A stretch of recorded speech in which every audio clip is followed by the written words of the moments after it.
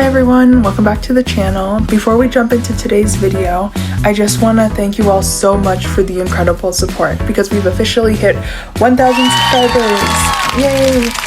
Honestly, that's a milestone I wasn't expecting to reach this quickly and genuinely appreciate all the support. It means a lot to see so many people enjoy these projects as much as I enjoy creating them. Our next big goal is 1,500 subscribers, so if you enjoy videos like this and want to help support the channel, make sure to like and subscribe.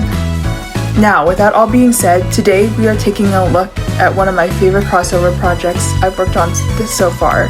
I am doing the Amazing Digital Circus characters as ponies from My Little Pony. When I created these designs, I didn't just pick random species and call it a day. I like to look at the characters' personalities, flaws, coping mechanisms, and story arcs, then build those ideas directly into the character designs. So today we're going to be looking at Pomni, Jax, Ragatha, Gangle, Zooble, Kinger, and Caine, while breaking down both their artwork and lore behind each design. Now, let's get started.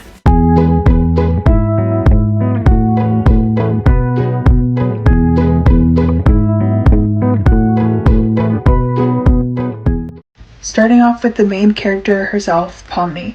Unlike a lot of fan interpretations, I decided to make Pomni an earth pony. Pomni doesn't have any special powers, she doesn't have the freedom of a Pegasus, she doesn't have unicorn magic. She's just an ordinary person thrown into an impossible situation. This felt like the perfect representative of her role in the story. She's the audience surrogate, the most human member of the cast. For her design, I kept the iconic jester outfit and translated it into pony form while preserving the bright colors of the circus, which makes her more immediately recognizable. Pomni is also the only member of the cast I decided to give a cutie mark, her cutie mark being a circus tent with a broken star. The circus tent represents the digital circus itself, while the broken star symbolizes her fractured identity and uncertain future. She's trapped in a place she doesn't understand, missing her memories and desperately searching for answers. For this artwork, I based it heavily off of episode 1 and 2, since that's her most panicked state in the show. For this artwork, I wanted her on the main checkerboard floor, spiraling into a panic. Her eyes are unfocused, her expression is distorted, and she's caught somewhere between fear and hysteria. I wanted this image to feel uncomfortable because that's exactly how Pomni felt inside the circus. The checkerboard floor stretching endlessly beneath her, emphasizing how trapped she is. Pomni's greatest flaw is her inability to accept her circumstances. She desperately wants answers and desperately wants an escape. And every time those answers seem out of reach, she spirals further and further into a panic. That's what this artwork is meant to capture, the moment she is closest to losing herself.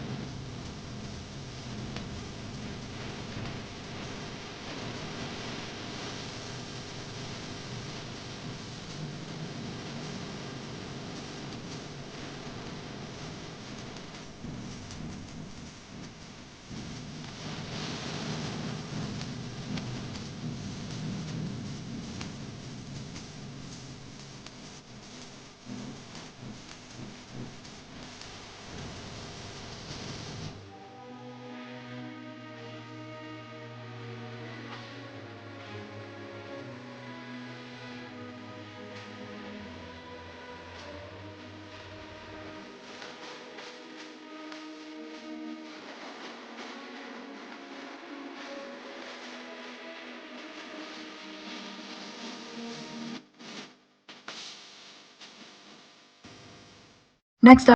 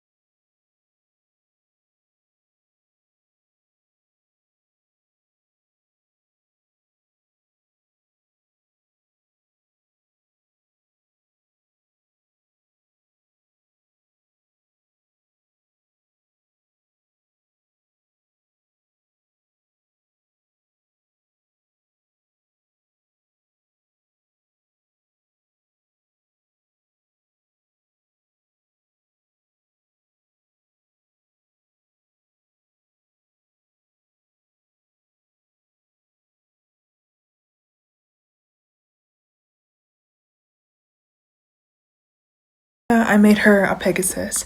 Pegasi are often associated with uplifting others. That's basically Ragatha's entire role in the digital circus. She's always trying to support everyone around her. The problem is that she rarely supports herself. I based her designs on paint horses, and the patches across her body are meant to represent the stitching patterns on her original ragdoll design. But they also symbolize something deeper. Ragatha's biggest flaw is her tendency to people please. She constantly puts the needs of others ahead of her own, even when it's actively hurting her.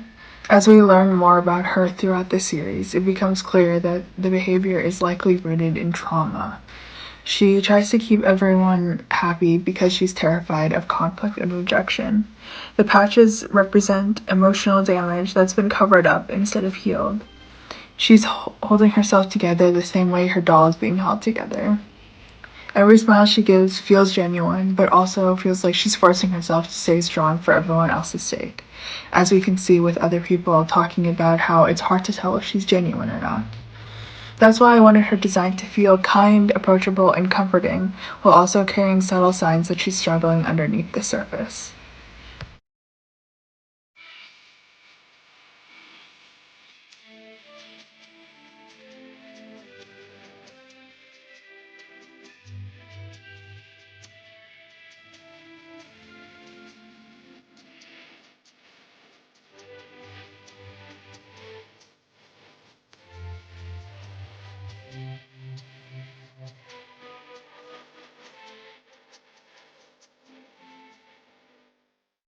Next up is Gangle. For my pony version, I made Gangle into a unicorn, but instead of giving her a normal body design, I wanted to preserve the ribbon life experience that makes her instantly recognizable in the Amazing Digital Circus.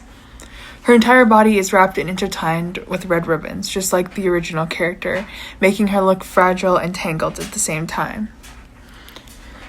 One detail I added was the colorful paint on her hooves. Green, blue, yellow, red paint to represent her more artistic side. Throughout the series, Gangle is shown to be one of the most creative members of the circus, constantly drawing and creating comics of her own. Art is one of the few things that genuinely makes her happy, so I wanted that part of her personality physically represented in the design.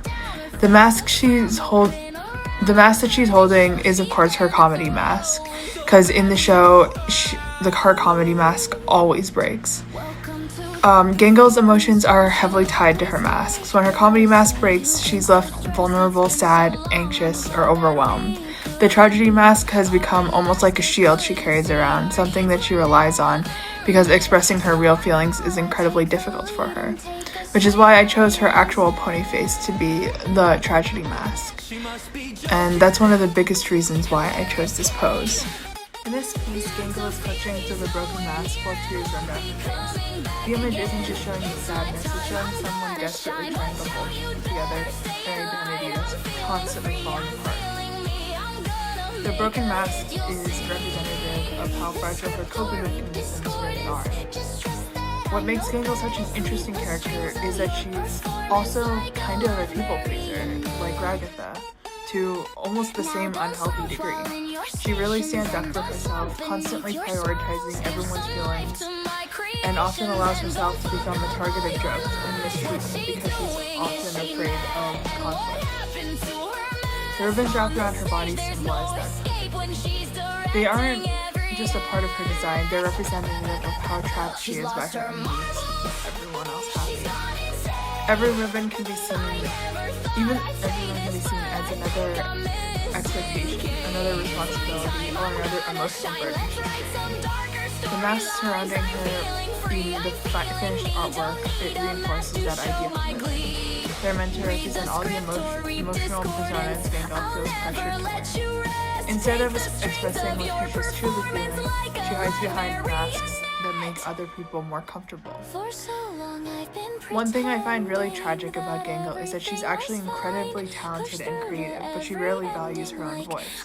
She spends so much time worrying about how others feel that she struggles to advocate for herself. Her artistic talents, her kindness, and her empathy are some of her greatest strengths, but they also become weaknesses when taken to an extreme. The internal conflict is what I really want this artwork to capture. The tears, the broken mask, the tangled ribbons, and the painted toes to all tell a story of a character who's trying to stay kind and creative in a world that constantly pushes himself to hide. Out of all the characters in the digital circus, Gangle might be one of the most emotionally vulnerable, which is exactly why I wanted her design to focus so heavily on her struggles with self-expression, people-pleasing, and emotional dependence on the mask she has.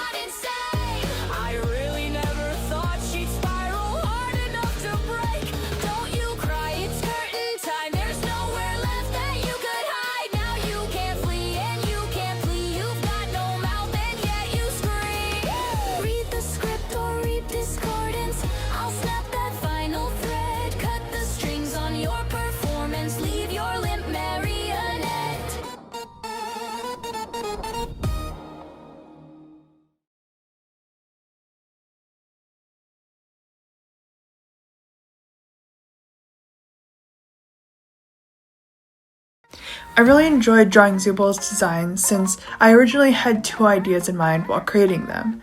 Zooble was actually the character whose design changed the most during development. My original idea was making Zooble a changeling. At first, that seemed like the obvious choice. Changelings constantly change their appearance and struggle with identity, which fits Zooble's body dysmorphia and dissatisfaction with their own body. But the more I thought about it, the more I realized that only represented one part of Zooble's character. So I eventually redesigned them as a Jaconaquus. Jaconaquuses are creatures made up of mismatched parts that don't naturally belong together. That's essentially Zooble's entire existence. A collection of disconnected pieces constantly trying to feel comfortable within themselves. In the artwork, Zooble is sitting inside a bar surrounded by colorful bottles and potions.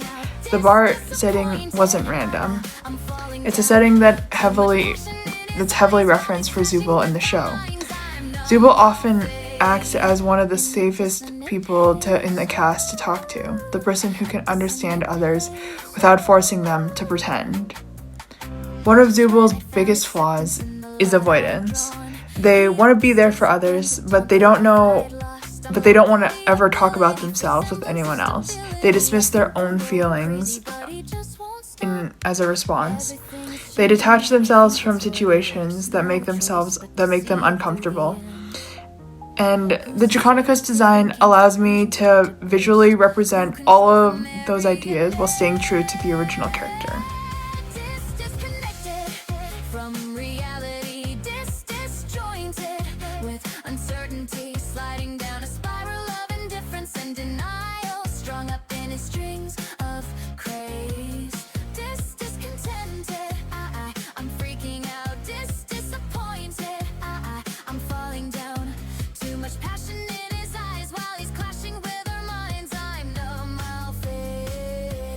Dissonant haze, a dissonant haze, a dissonant haze.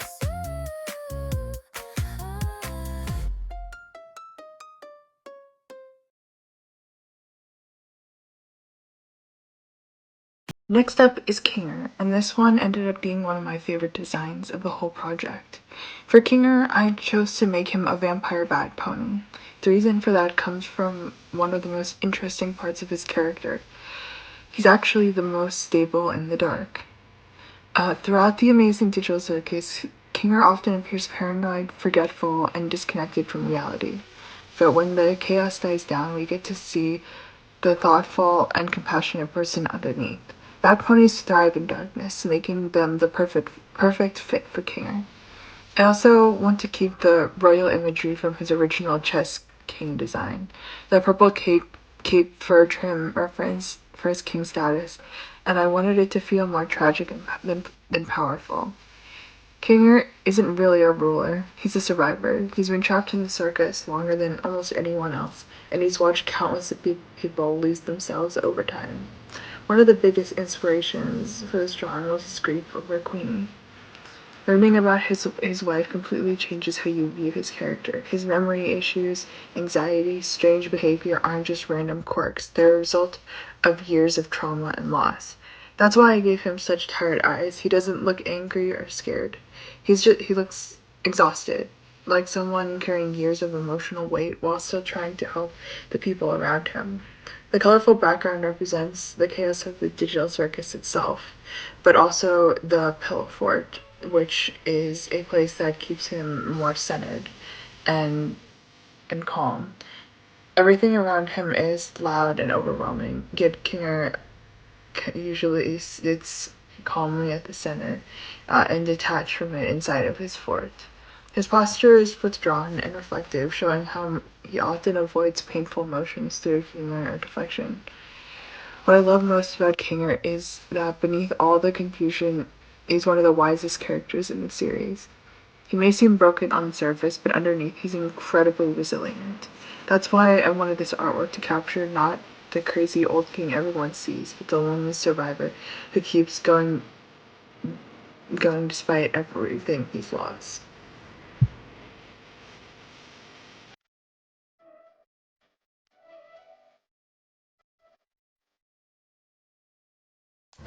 Finally, we have Caine. Even though Caine is technically an AI, I decided to make him a Pegasus. I wanted him to feel energetic and constantly in motion, almost like he can't sit still, kind of like in the show. His design stays very close to the original character, with his exaggerated eyes, oversized smile, and recognizable ringmaster appearance. I also wanted to include Bubble in this image, even though I was originally planning on making Bubble their own character. I felt like since Bubble is a remnant of the other AI, that it would be more important to have it in part in the same image as Caine. In this artwork, I really wanted Caine to be confident with Bubble watching from behind. I wanted to make sure his posture was confident, maybe a little too confident, but that's exactly the point. Caine's greatest flaw is his hubris. He genuinely believes he knows what's best for everyone. Not because he's malice, because he's convinced that he's helping these people out. He creates adventures for them, he creates solutions, he creates distractions. But he rarely stops to ask if those solutions are actually helping the people around him. And that's what makes Caine so fascinating.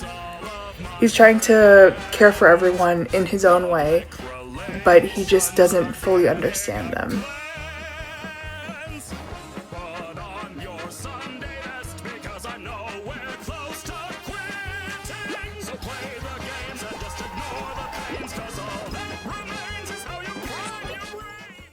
And that's all my Amazing Digital Circus pony designs.